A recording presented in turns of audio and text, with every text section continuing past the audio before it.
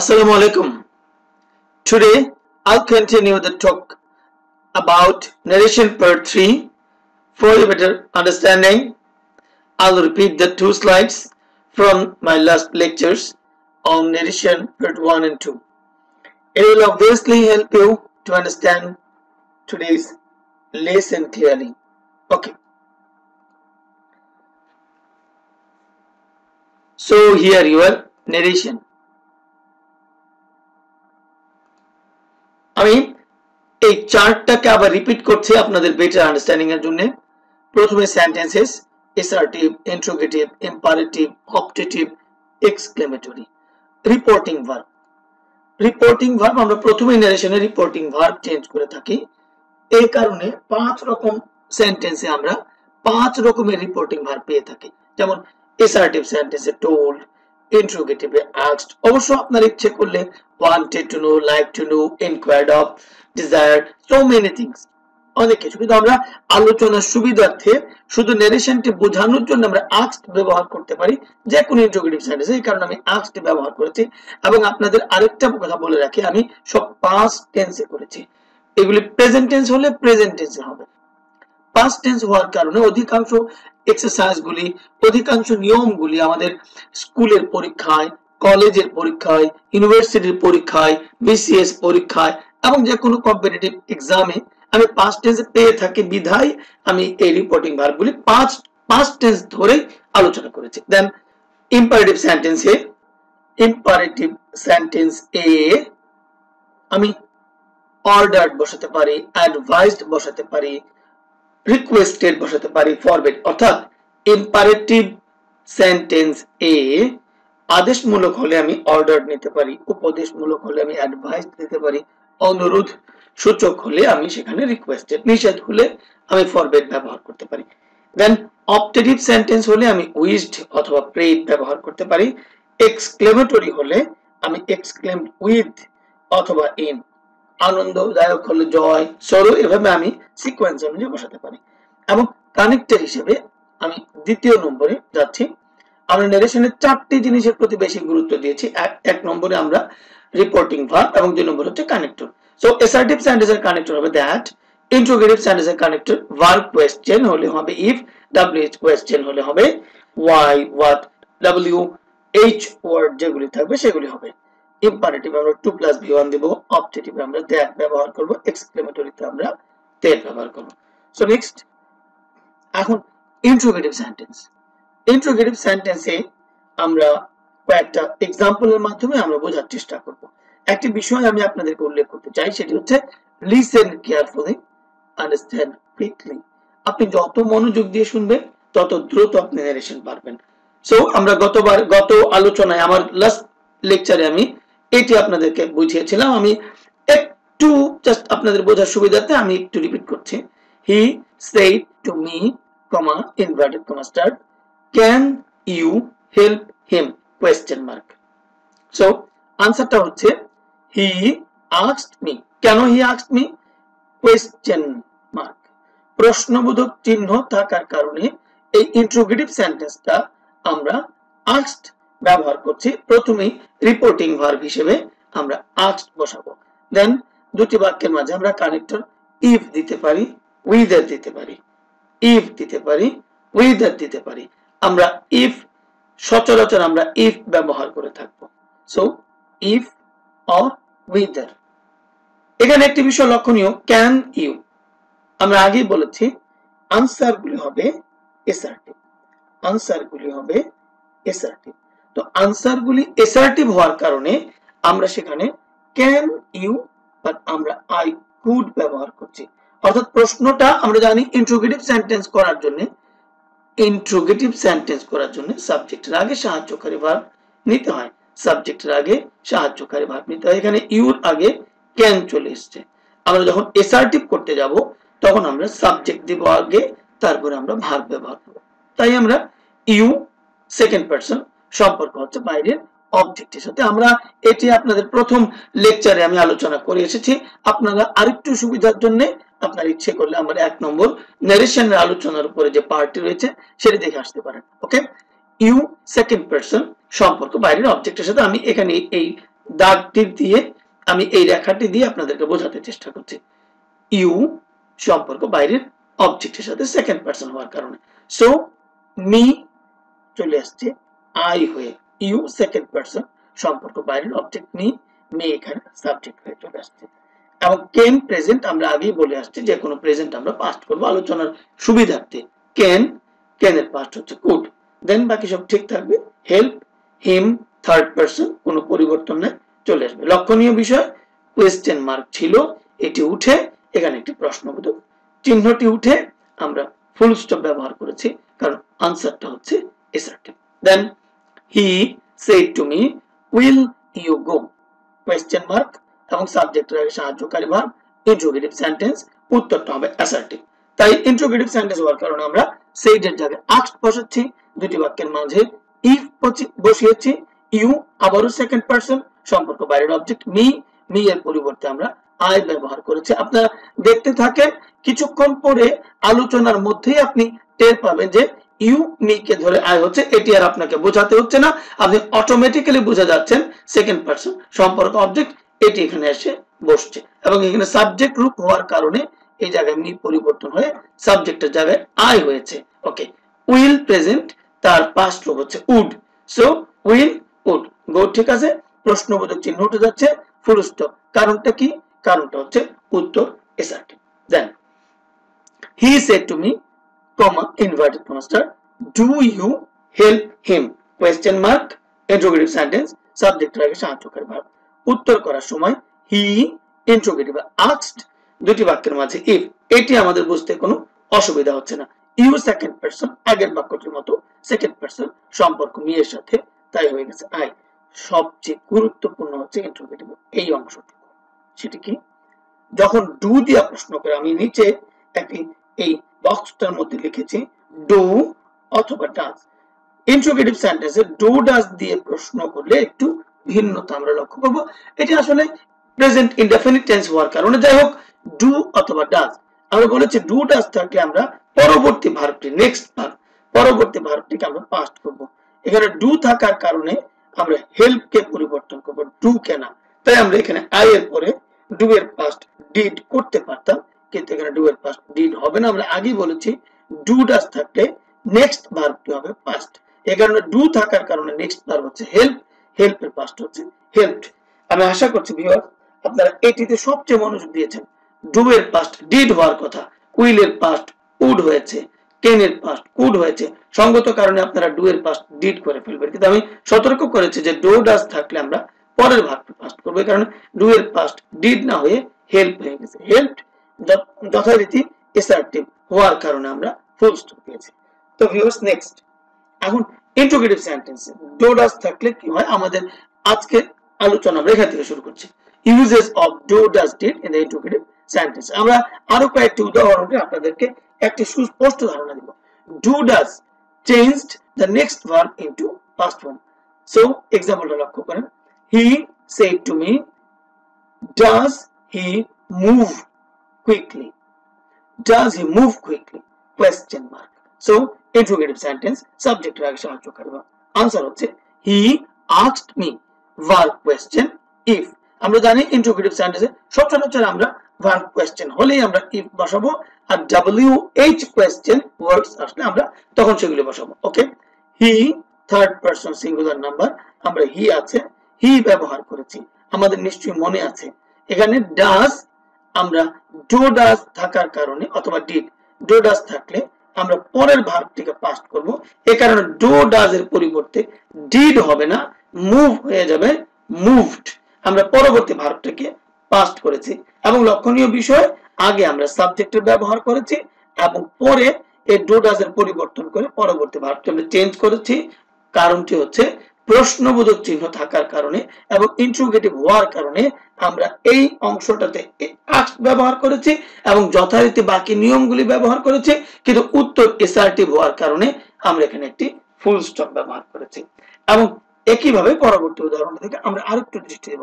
she said to me, did you write a story, question. So she asked, question থাকার কারণে, interrogative হওয়ার কারণে, সাবজেক্টের আগে সাহায্যকারী ভার্ব হওয়ার কারণে আমরা she asked me ইন্ট্রোগেটিভ সেন্টেন্সে if কানেক্ট হিসেবে আমরা বসিয়েছি আমরা ইউ সেকেন্ড পারসন আগে বলেছি ইউ সেকেন্ড পারসন সম্পর্ক বাইরের অবজেক্টের সাথে মি আই হয়ে গেছে এখন ডিড এর ব্যবহারটি আমরা আগে করব না আগে আমরা সাবজেক্টের ব্যবহারটি করেছি কারণ উত্তর অ্যাসার্টিভ ওকে সো ডিড থাকার কারণে আমরা আগে বলেছি ডিড থাকলে পরবর্তী ভার্বটি হবে past perfect viewers do does থাকলে পরবর্তী ভার্বটি পাস্ট অর্থাৎ যে ভার্বটি থাকবে আমরা তাকে V2 ভার্বের দ্বিতীয় রূপ দ্যাট মিন্স প্রেজেন্ট থেকে পাস্ট করে ফেলবো এবং ডিড যখন থাকবে তখন নেক্সট ভার্বটি হবে পাস্ট পারফেক্ট এবং সেখানে আমরা হেড প্লাস ভার্বের পাস্ট পার্টিসিপল ফর্ম আমরা সংক্ষেপে আগেই বলে এসেছি পাস্ট পার্টিসিপল ফর্মকে আমরা আলোচনার সুবিধার্থে আমরা V3 বলে থাকবো হেড প্লাস V3 তো ভিউয়ার্স এই কারণে এখানে ডিড থাকার কারণে আমরা হেড ডান না করে ডিড থাকলে পরের ভার্বটি পরিবর্তন হবে তার রাইট হয়ে গেছে রিটন সে কারণে ডিড ইউর রাইট উত্তর হয়েছে হ্যাড রিটন আমরা বলেছি হ্যাড প্লাস V3 এবং নেক্সট ভার্ব পরের ভার্বটি এই কারণে ডিড এখানে ডান না হয়ে রাইট হয়েছে রিটেন পাস্ট পারফেক্ট হওয়ার কারণে হ্যাড রিটেন এবং কোয়েশ্চেন মার্কটি উঠে ফুল স্টপ কারণ উত্তর assertive again he said to me how did you finish the work question mark okay again he asked me how w question okay how you me ke dhore I did change আমরা পরবর্তী did থাকলে পরেরটা past perfect তো আমরা finish কে করে ফেলেছি had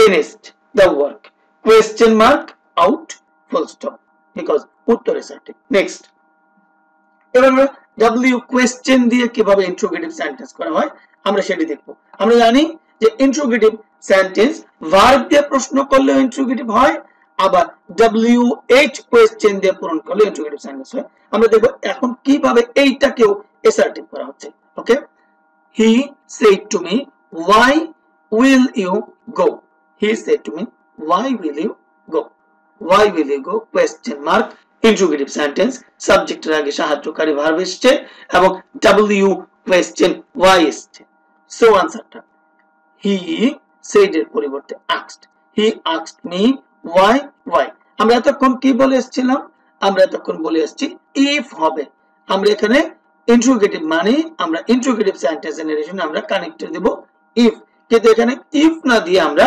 wh question ওয়ার্ডস গুলি আসলে আমরা সেইগুলি বসাবো তাই এখানে why থাকার কারণে আমরা why বসিয়েছি so viewers you again me কে ধরে I এবং will এর পাস্ট would go so why I would go answer assertive question verb full stop again he said to me why will you help him question he asked interrogative sentence why no change why you me ke dhore I will the past would and then help him okay so question out then full stop uttor assertive আমরা কিন্তু এটা ভাববো না why থাকলে এই অংশটা interrogative হয়ে গেছে he said to me when did he go question again he asked me when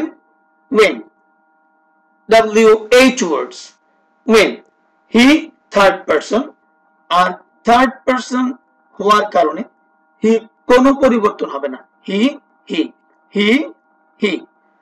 so viewers did থাকলে আমরা নেক্সট ভার্বটাকে পরিবর্তন করব এই কারণে ডিড থাকার কারণে আমরা হেড ডান না দিয়ে হ্যাড গন ব্যবহার করেছি হ্যাড গন আমরা had plus v3 did out full stop so viewers এখন আমরা ইম্পারেটিভ সেন্টেন্স দেখব ইম্পারেটিভ সেন্টেন্স আমরা কি করতে পারি ইম্পারেটিভ সেন্টেন্স আমরা জানি যে ইম্পারেটিভ সেন্টেন্স যখন হয় এটি লক্ষণীয় বিষয় ইম্পারেটিভ সেন্টেন্স যখন হবে তখন সাবজেক্ট উজ্জ থাকবে এবং ভার্ব দিয়ে বাক্যটা শুরু হবে এখানে দুটি লক্ষণীয় বিষয় ইম্পারেটিভ সেন্টেন্সের বেলায় সাবজেক্ট উজ্জ থাকবে এবং ভার্ব দিয়ে বাক্যটা শুরু হবে so viewers example he said to me open the door open subject নাই ভার্ব দিয়ে বাক্য শুরু সো ভিউয়ার্স ইম্পারেটিভ সেন্টেন্সে আমরা ওপেন দ্য ডোর। এখানে আমরা বুঝতে পারছি যে কেউ একজন কাউকে অর্ডার করছে,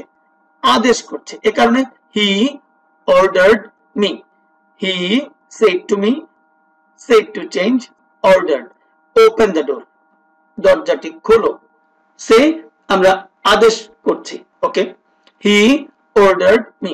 আমরা ওই চারটির মধ্যে বলে এসেছি ইম্পারেটিভ সেন্টেন্স আমরা টু প্লাস V1, টু এর পরে ভার্বের প্রেজেন্ট ফর্ম দিয়ে যুক্ত করব। এ কারণে আর দ্যাট, ইফ, ওয়াই এগুলি কিছু হচ্ছে না। To open the door, full stop. Again, he said to me, please help him, full stop, inverted comma, finish. So please, it indicates you that request, okay. So request হওয়ার কারণে আমরা বলছি he requested me, said to me, requested me, 2 plus B1, so help, help, then 2. Please indicates request, so he requested me to help him, third person, unchanged. Again, the teacher said to me, don't run in the sun. Viewers, don't run, negative sentence, নিষেধ বাক্য, বাক্যটিতে নিষেধ করা হয়েছে, সে কারণে the teacher forbade, নিষেধ করা, forbade me to run in the sun, not out, because forbade শব্দটি not কে নির্দেশ করছে, নেগেটিভ নির্দেশ করছে, তাই to run in the sun। ওকে, আমি যদি not রাখতে চাই, ওকে, not রাখতে চাইলে you can use it, তবে আপনাকে forbade চেঞ্জ করতে হবে। তাই কি হবে? the teacher advised me not to run in the sun। Infinitive এর পরে not বসে না। আপনি যদি not রাখতে চান তাহলে to এর আগে আনতে হবে। এই কারণে the teacher advised me not to run, be careful। আপনি যখন forbade দিবেন শুধু to run, আপনি যখন advised বা অন্য কোনো শব্দ ব্যবহার করবেন তখন not টানতে হবে এবং সেটা ইনফিনিটিভ এর আগে থাকবে, মানে 2 plus V1 এর আগে থাকবে। এই কারণে not to run in the sun। So viewers, next আমরা অপটেটিভ সেন্টেন্স দেখব। অপটেটিভ সেন্টেন্স আমরা জানি প্রার্থনা, ইচ্ছা, বাসনা এই জাতীয় সেন্টেন্স থাকে। সো অপটেটিভ সেন্টেন্স কে উত্তর আমরা assertive টার্ন করব। The mother said, may Allah help you, may Allah help you। সাধারণত may অথবা long থাকে, একটু চেনা সুবিধার্থে এই দুটি শব্দ আমরা প্রায় পেয়ে থাকি। আরো অনেক পরিচিত শব্দ বা ধারণা আছে তা দিয়ে প্রার্থনা বা ইচ্ছা, আকাঙ্ক্ষা, বাসনা বোঝায়। So viewers, the mother said, may Allah bless him, full stop, inverted comma শেষ। The mother prayed, সরাসরি স্রষ্টার নাম উল্লেখ থাকলে আমরা prayed ব্যবহার করতে পারি, এমনিতে wished ব্যবহার করা যায়। So prayed, the mother prayed। আমরা চার্টটিতে দেখেছি যে অপটেটিভ সেন্টেন্স হলে আমরা দ্যাট দিয়ে কানেক্ট করব, তাই that। মে আল্লাহ উত্তর assertive হওয়ার কারণে আমরা আগে সাবজেক্ট নিয়ে আসছি, তাই আল্লাহ third person singular number subject, so আল্লাহ, আল্লাহ। মে প্রেজেন্ট ফর্ম, পাস্ট হয়ে যাবে might, bless him, unchanged, okay। He said to his friends, good morning, he said to his friends, good morning। এখানে গুড মর্নিং হচ্ছে সাক্ষাৎকালীন সম্ভাষণ। আমরা সাক্ষাৎকালীন সম্ভাষণ যখন হবে তখন আমরা সেখানে উইশড ব্যবহার করব, পাস্ট টেন্সে উইশড। আরেকটি বিষয় লক্ষণীয়, যখন গুড নাইট হলো তখন কিন্তু বিদায়কালীন সম্ভাষণ। বিদায়কালীন সম্ভাষণ যখন হবে তখন আমরা বেড ব্যবহার করব। ভিউয়ার্স, আমরা অনেক সময় একটি চমৎকার জিনিস, যারা বিসিএস বা পাবলিক পরীক্ষা দিবেন বা কম্পিটিটিভ এক্সাম দিবেন তাদের জন্য আমি বলছি যে অনেকে এটা ভুল করে থাকেন, বিশেষ করে সন্ধ্যার সময় যখন রাত্র 9টা বা 10টা বাজলো তখন অনেকে গুড নাইট বলে ফেলে। আসলে গুড নাইট হচ্ছে বিদায়কালীন সম্ভাষণ। আপনার সাথে আমার রাত্রে 10টার সময় দেখা হলো, আপনি বলে বসছেন খোদা হাফেজ, কেমন আছেন? তো খোদা হাফেজ বলে কেমন আছেন বলা মানে সাক্ষাৎকালীন সম্ভাষণ, হাস্যকর ব্যাপার হয়ে গেল। আসলে রাত্র 10টা 11টা বাজলেও আপনি তখন বলবেন গুড ইভিনিং, গুড ইভিনিং। আপনি যখন 10টা 11টা 12টা তখন আপনি যখন বলতেছেন যে গুড নাইট তখন আসলে বিদায়কালীন সম্ভাষণ। আপনি যদি সন্ধ্যা 7টার সময়ও বলেন গুড নাইট তাহলেও হতে পারে, তখন আপনি বিদায় নেবেন। যখন আপনি বিদায় নিচ্ছেন তখন আপনি বিকালে 5টার সময় আপনি বলতে পারেন গুড নাইট, তার মানে এই রাতে আপনার সাথে আর দেখা হচ্ছে না। আবার আপনি যখন 5টার সময় বা তারপরে রাত্রিকালীন সাক্ষাৎ হচ্ছে, আপনি তখন তাকে বলতে পারেন গুড ইভিনিং। ওকে ভিউয়ার্স, তো সাক্ষাৎকালীন সম্ভাষণ গুড মর্নিং থাকার কারণে আমরা উইশড ব্যবহার করছি। আপনি ব্যবহারটি লক্ষ্য করেন viewers, he wished his friends good morning. এখানে দ্যাট বা অন্য কোনো কানেক্টরের প্রয়োজন নেই। অথবা আপনি আরেকভাবে লিখতে পারেন, he wished good morning his friends কে আমরা পরে নিলে একটি প্রিপোজিশন ব্যবহার করতে হবে, he wished good morning to his friends. Again he said to his friends good night. আমি আগেই বলেছি গুড নাইট একটি বিদায়কালীন সম্ভাষণ, good night, goodbye, farewell, good day. So এই জাতীয় বিদায়কালীন সম্ভাষণ আমরা বেড বসাবো, he bade his friends good night, good night bade. অথবা আপনি চেঞ্জ করে বলতে চান অবজেক্টিভ পরে নিয়ে, সো অলরাইট, হি bed good night two his friends. নাও viewers, exclamatory sentence. So exclamatory সেন্টেন্সের উত্তরও কিন্তু ভিউয়ার্স আমরা বলেছি নারেশনের উত্তর এসআরটিভে আমরা কনভার্ট করব। So he said what a nice flower it is, exclamation mark, আশ্চর্যবোধক চিহ্ন, আমরা এটি এক্সক্লেমেটরি সেন্টেন্স হিসেবে পেয়েছি। So আনসারটি he exclaimed.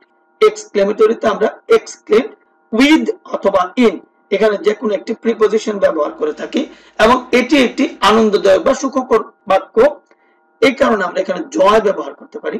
He exclaimed with জয় আমরা কানেক্টর হিসেবে আমরা ব্যবহার করব। দ্যাট আমি ভিউয়ার্স আমার পরবর্তী সবগুলো লেকচারে এবং আজকে আমরা শুরুতে আমরা একটি চার্ট দিয়েছি, সেখানে আমি উল্লেখ করেছি যে এক্সক্লেমেটরি হলে আমরা দ্যাট দিয়ে কানেক্ট করব। ভিউয়ার্স এখানে একটি লক্ষণীয় বিষয়, what a nice flower it is, কিন্তু আমরা উত্তরটি কিন্তু এসআরটিভে করব, এটি কিন্তু এক্সক্লেমেটরিতে রয়েছে। আমরা অনেকেই ট্রান্সফরমেশনাল সেন্টেন্স করার সময় এক্সক্লেমেটরি থেকে এসআরটিভ, এসআরটিভ থেকে এক্সক্লেমেটরি, আমরা এই ট্রান্সফরমেশনগুলো আমরা শিখে এসেছি। তারপর আমি এখানে বলছি দ্যাট, এখানে সাবজেক্ট আগে চলে আসছে, তাই ইট থার্ড পারসন হওয়ার কারণে কোনো পরিবর্তন নাই। ইট ইজ ছিল প্রেজেন্ট, পাস্ট হচ্ছে ওয়াজ। হোয়াট এ থাকলে এক্সক্লেমেটরি সেন্টেন্স আমরা করে থাকি এ ভেরি, অথবা নাউন হলে এ গ্রেট। আবার যদি হাউ থাকে তখন আমরা শুধু বলে থাকি ভেরি, অথবা পরের শব্দটা সরাসরি নাউন থাকলে আমরা সেখানে গ্রেট বসিয়ে থাকি, অর্থাৎ হোয়াট এ, তাই a very nice flower. So আনসারটি হচ্ছে he exclaimed with joy that it was a very nice flower. Viewers, very nice, that is what a. Again, he said, alas, I am undone. So he said, alas, I am undone.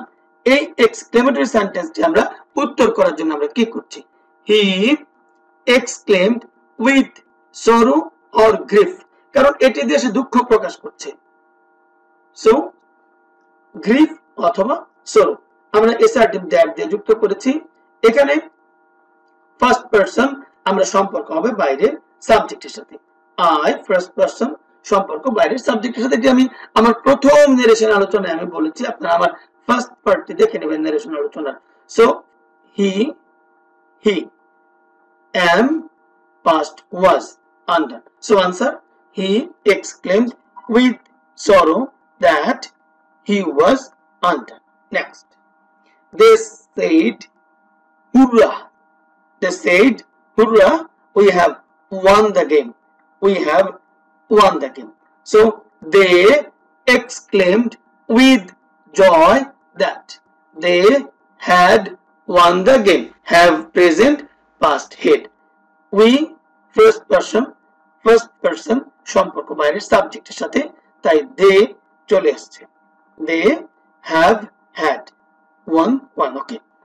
They exclaimed with joy that they had won the game. Viewers, আমার দৃঢ় বিশ্বাস আপনারা অত্যন্ত মনোযোগ দিয়ে এই আমার লেকচারটি শুনেছেন এবং নারেশন সম্পর্কে একটি সুস্পষ্ট ধারণা পেয়েছেন।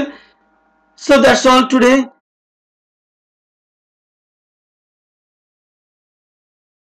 আশা করছি আমার লেকচারগুলো আপনার ভালো লাগলে লাইক দেবেন, সাবস্ক্রাইব করবেন, কমেন্টস লিখবেন। আমরা অনেককে আসলে কমেন্টস লিখতে দেখি না, প্লিজ কমেন্টস করবেন, শেয়ার করবেন।